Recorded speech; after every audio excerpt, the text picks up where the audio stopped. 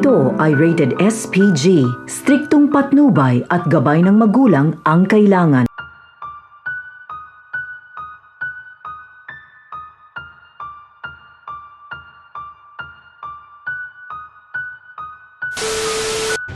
Kabilang ang 2 estudyante sa 5 nasa kote habang nagre-repack umano ng shabu.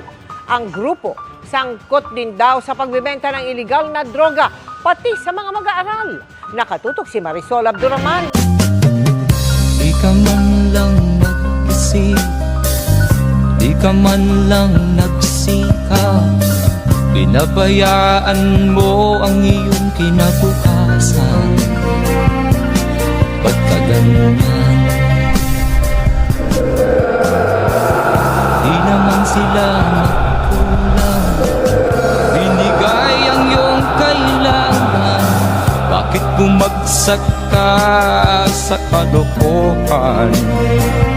Nagpabaya ka.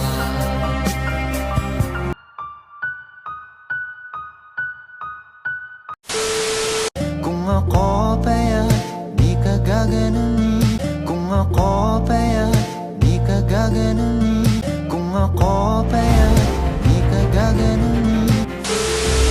Nababahala po ang Department of Health sa patuloy na pagtaas ng mga bagong kaso ng Human Immunodeficiency Virus o HIV sa bansa.